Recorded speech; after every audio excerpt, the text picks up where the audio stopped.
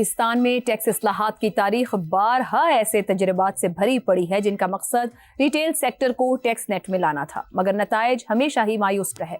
अब एक बार फिर FBR ने छोटे दुकानदारों के लिए फिक्स टैक्स स्कीम मुतारिफ करवाई है, जिसके तहत सालाना 20 करोड़ तक कारोबार करने वाले ताजिरों को महज 1% टर्नओवर टैक्स के जरिए एक सादा और रजाकाराना निजाम में शामिल होने की पेशकश की गई है। इस स्कीम में शामिल होने पर ताजिर को ऑडिट से इस्तिस्ना, पॉइंट ऑफ सेल सिस्टम और डिजिटल इनवॉइसिंग जैसी बुनियादी दस्तावेजी शराइत से मुकम्मल छूट मिल जाएगी। बज़ाहिर ये स्कीम सहूलत फराहम करने की एक कोशिश है, लेकिन सवाल यह है कि क्या ये माजी से मुख्तलिफ है और क्या नताइज भी माजी से मुख्तलिफ रहेंगे। अगर माजी पर नजर डालें तो ऐसी कई स्कीमें सामने आ चुकी हैं जिनमें फिक्स टैक्स, प्रिजम्पटिव टैक्स, रजाकाराना रजिस्ट्रेशन और टैक्स एमनेस्टी प्रोग्राम्स भी शामिल हैं। हर बार हुकूमत ने इस उम्मीद का इजहार किया कि नरमी और मुराद के जरिए ताजिर बरादरी को टैक्स नेट में लाया जा सकेगा, मगर अमली तौर पर इन स्कीम से खातिर खा नताइज हासिल नहीं हुए। इसकी बुनियादी वजह सियासी और समाजी हकीकत है, यानी कि ताजिर बरादरी का मजबूत तंजीमी ढांचा, वोट बैंक और उनका असर रसूख। जब भी हुकूमत ने सख्त इक़दाम की कोशिश की, ताजिर तंजीमों के दबाव, हड़तालों, मुज़ाहिमत के बायस नाकामी का सामना करना पड़ा। इस मुसलसल पसपाई ने एक ऐसा तासुर पैदा किया है कि रियासत बिल आखिर रियायत देने पर मजबूर हो जाती है, जिससे कानून की अमलदारी कमजोर पड़ी और नेगोशिएशन कंप्लायंस का कल्चर फरोग पाया। मौजूदा स्कीम में दिए जाने वाली रियायतें भी इसी तासुर को तक़वियत देती हैं कि ये एक और नर्म टैक्स एमनेस्टी है। ऐसे में अहम सवाल यह है कि वो ताजिर जो माजी में टैक्स से बचते रहे, अब क्यों इस स्कीम का हिस्सा बनेंगे। मसला एतमाद का भी है, अवाम का हुकूमत पर और हुकूमत का अवाम पर। जब रियासत को यकीनी नहीं कि शहरी ईमानदारी से टैक्स देंगे और शहरियों को यकीनी नहीं कि उनके टैक्स का दुरुस्त इस्तेमाल होगा, तो निज़ाम आगे कैसे बढ़ेगा। अहम सवाल, इस किस्म की स्कीम मईशत को मजीद गैर दस्तावेजी रखने का क्या बायस नहीं बनेगी। इन्हीं सवालों के जवाब तलाश करेंगे। पैनल के लिए सवाल, छोटे ताजिरों के लिए नई टैक्स स्कीम, आमदन पर 1% फिक्स टैक्स, बेशतर मामलात में छूट, माजी की नाकाम मिसालें, टैक्स इस्लाहात की हकीकी कोशिश या एक और ला हासिल मश्क। ज़ैगम साहिब, हुकूमत ने 35 लाख छोटे ताजिरों को इस टैक्स नेट में लाना है, 50 अरब इकट्ठा करना है। 2024 की ताजिर दोस्त स्कीम याद होगी, हमारे प्रोग्राम में उस पर बहुत गुफ्तगू रही। क्या अब की बार हुकूमत आधे लोग भी रजिस्टर कर पाएगी? कुछ मुख्तलिफ है इस स्कीम में। आयशा, 35 लाख छोटे ताजिर। मुझे पहले तो हुकूमत ये बता दे कि छोटा ताजिर होता कौन है। ये कहते हैं कि 20 करोड़ रुपए टर्नओवर वाला छोटा ताजिर होगा, यानी महीने में 1.5 करोड़ का सौदा बेचने वाला छोटा ताजिर है। मैं मान लेता हूं, इस पर मैं बहस ही नहीं करता। लेकिन हुकूमत ये बताए कि उसको कैसे पता है कि ये छोटा ताजिर जिसको कह रहे हैं कि 1.5 करोड़ का सौदा बेच रहा है, ये 1.5 करोड़ का सौदा बेच रहा है, ये 1.5 अरब का नहीं बेच रहा। जब आपने डॉक्यूमेंटेशन ही नहीं की, जब आप ऑडिट ही नहीं कर रहे, तो आपको कैसे पता ये 1.5 करोड़ का सौदा बेच रहा है? मैं कहता हूं 1.5 अरब का सौदा बेच रहा है। आप अंदाजा लगाइए, व्हाट अ जोक। हमें क्या कहानियां सुनाते हैं। पाकिस्तान में देखिए, दुनिया भर में टैक्स इस बुनियाद पे होता है कि कौन कितना दे सकता है। पाकिस्तान में सिर्फ इस बात पे होता है कि हुकूमत किसकी जेब में हाथ डाल के टैक्स निकाल सकती है, किससे कितना निकाल सकती है, किसकी जेब से नहीं निकाल सकती। यस। और ताजिर की जेब में डेफिनेटली ना वो निकाल सकती है, ना वो निकालना चाहती है। अब जो पाकिस्तान की मईशत है, उसके 100 रुपए में से 20 रुपए ताजिर के पास है। 100 रुपए मईशत में से 20 रुपए ताजिर के पास है। और जो 100 रुपए का टैक्स होता है, उसमें से 3 रुपए से भी कम ताजिर देता है। और बार बार हम ये मजाक देखते हैं। देखिए, 2022 में बिलों के जरिए से टैक्स जमा करने का आगाज किया गया, वो भी अलामती टैक्स था। आपको याद है, एक ट्वीट आई थी कि मिफ्ता भाई विदड्रॉ द टैक्स प्लीज, और टैक्स विदड्रॉ हो गया था। उसके बाद आपने ताजिर दोस्त स्कीम, वो तो मेरा ख्याल है कोई Guinness book of world record में वो टैक्सेशन के एक रिकॉर्ड हो सकता है, और सबसे बड़ा मजाक के तौर पे शामिल होनी चाहिए कि 32 लाख लोगों से अरबों रुपए टैक्स लेना था और 277 लोगों ने 5 लाख टैक्स दिया था। और यही था, साफ नजर आ रहा था।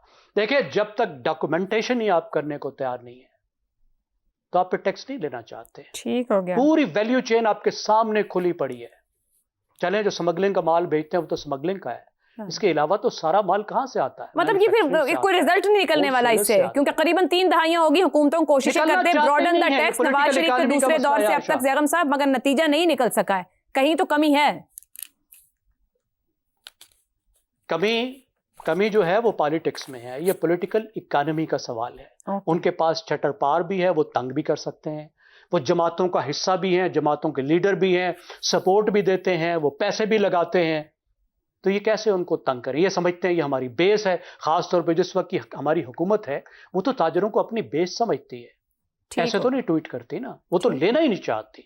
ये सिर्फ एक जोक है जो IMF को तसल्ली कराने के लिए और हमें लॉलीपॉप देने के लिए ये बार बार करते रहते हैं। ठीक हो गया। तो जैगम साहब कह रहे हैं ये एक ला हासिल मश्क है, हासिल कुछ एक के बाद मजीद गुफ्तगू।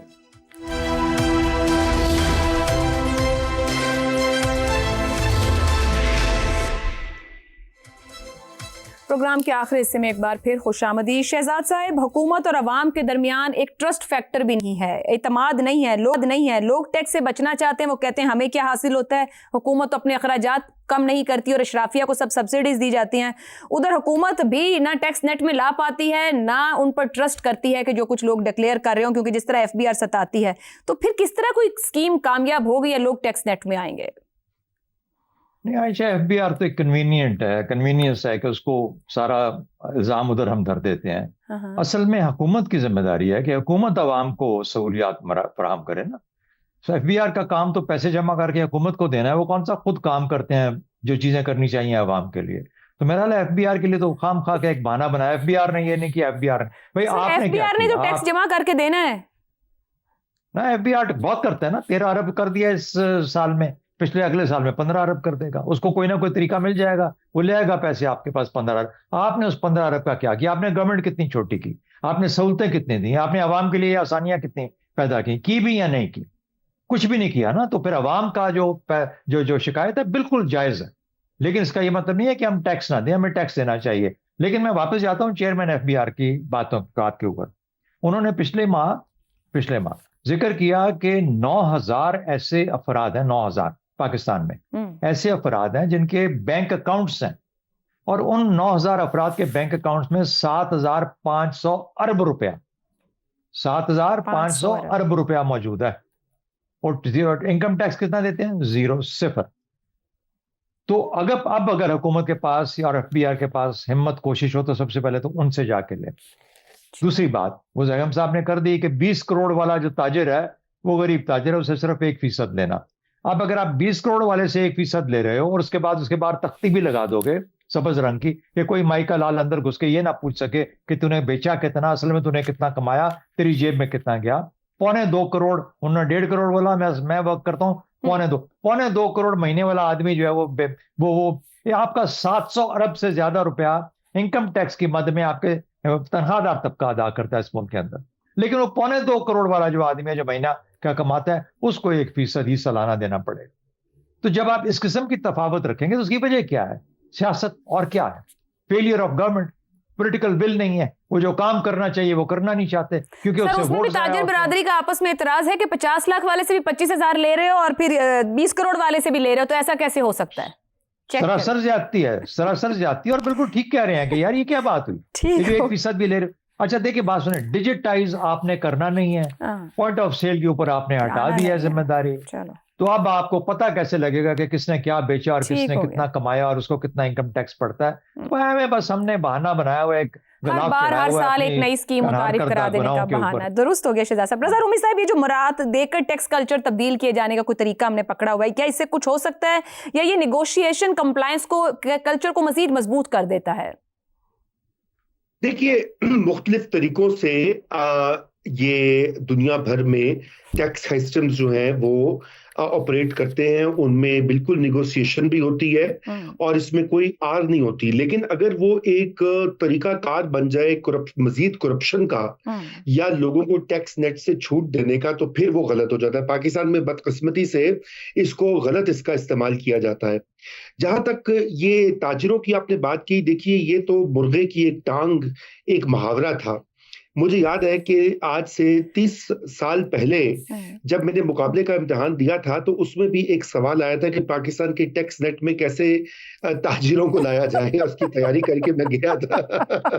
आज तक नहीं ला और सके मैंने- आपने तो तब तैयारी की थी, लगता है एफबीआर की आज तक तैयारी नहीं हो सकी। अच्छा, और उसमें यही लिखा डिजिटाइजेशन और डॉक्यूमेंटेशन और फलाना और धमाका, और हर साल ये डिबेट होती है, बिल्कुल। हर IMF प्रोग्राम के साथ ये शर्त होती है, और हर बार बयानात आते हैं, कुछ लगता है एहतजाज होता है और पसपा हो जाती है हुकूमत।